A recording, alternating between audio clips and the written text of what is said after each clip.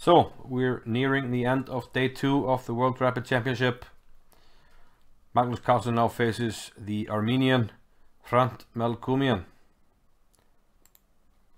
a regular on the Armenian national team. Front has the white pieces and he opens with d4. We have d5 by Carlsen. No nonsense this time around, going for classical openings. The Queen's Gambit declined.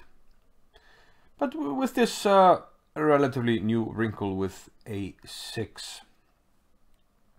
Now I'm not going to get into the specifics of this move, but it's a fairly popular move at Grandmaster level in recent years.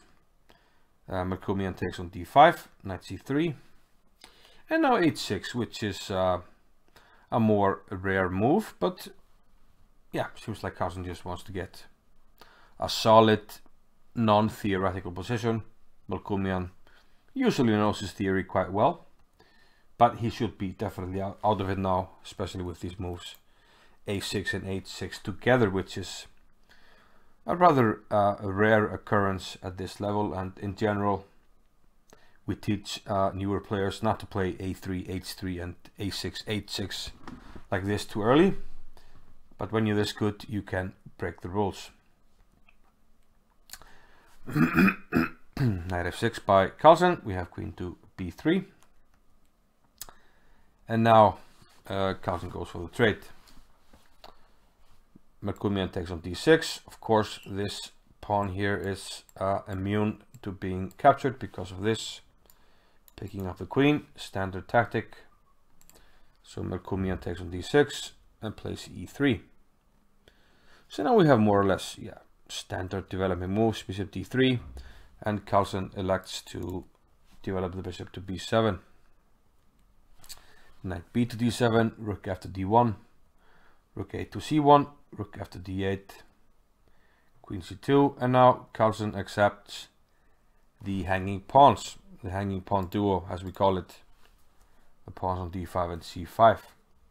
So black will try to gain some activity around these pawns, and white will try to blockade them and attack them.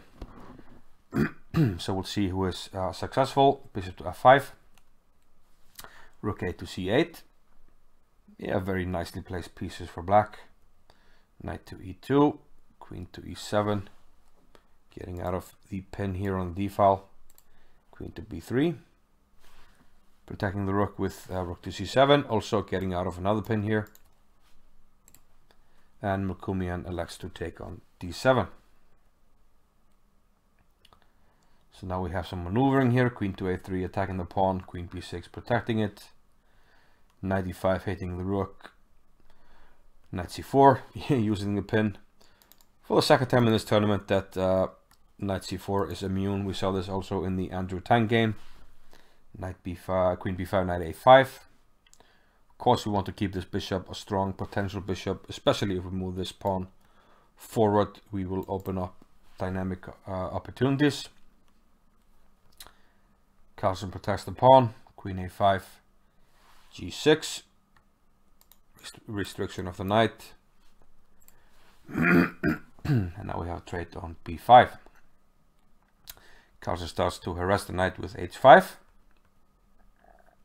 and brings his king closer to the action. Now here c4, a committal move, and from here it seems like slowly but surely Magnus is getting out-magnused, which is a rather a rare occurrence. But after knight e4, f3, simply kicking the knight, we see that white has an excellent blockade here. He has managed to get this pawn to b4, and he has these excellent knights here.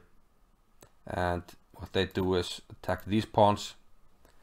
And after king f6, I want to see some further moves, and now knight c2. Now this knight will cover this pawn, this weakness, and now white is ready to double on the d file, which starts with rook d2, bishop c6, and rook a to d1. And now with the pressure on d5, Magnus has simply been outmaneuvered outmaneuvered and outplayed in this game. After knight to f5, not knight takes d5, but knight takes b5. And Carlsen is simply in trouble. He took on b5, rook takes a d5 check, and now rook takes on b5. And all of a sudden white is 2 pawns up, and Carlsen just has a losing position. But now for the third time in the tournament, he elects to sacrifice the exchange, and for the third time he gets a knight and a pawn for the rook. This time around it shouldn't be enough, but he's banking on this c-pawn giving him enough counterplay to save this game. Rook d2, rook to b3, and here Melkumyan should simply just play rook e2 and protect his pawn. But he plays e4, which allows Carlsen to play c3, and now all of a sudden white has to be careful. Because yeah, if you place your rook, let's say rook a2, I will hit you with rook to b2 check, and you can't take because, well, your rook can't get around to stop this pawn. So you have to be careful. There are also, you know, forking ideas with knight to d4. So Melkumyan actually took on f5 here. Now he played rook b6 first, rook b6 check, and then took on f5. This allowed Carlsen to take on d2, but this pawn should be under control.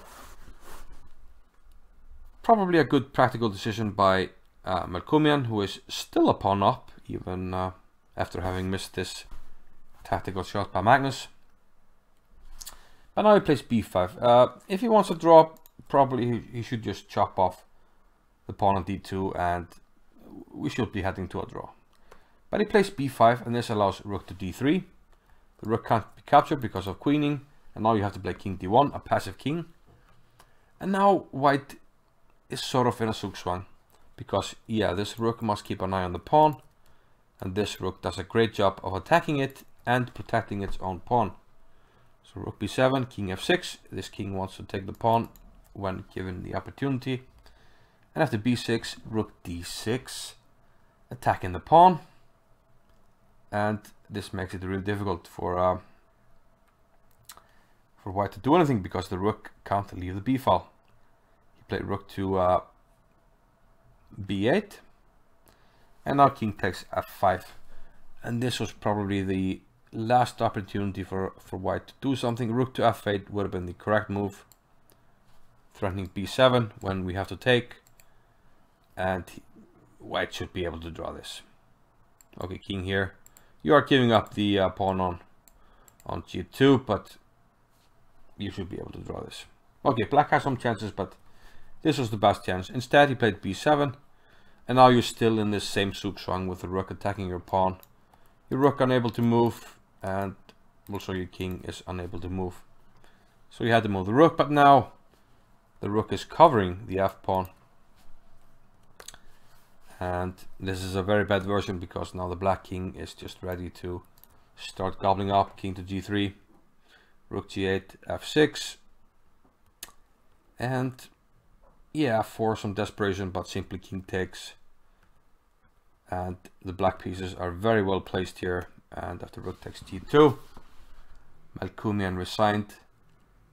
And a very fortunate win for Magnus, who was completely losing. He was outplayed in the middle game, but he found some tricks to save the game, and perhaps this is the daylight that he needs to mount a comeback. Yeah, he can't allow any further slip-ups in this tournament, and yeah, maybe this is what he needs.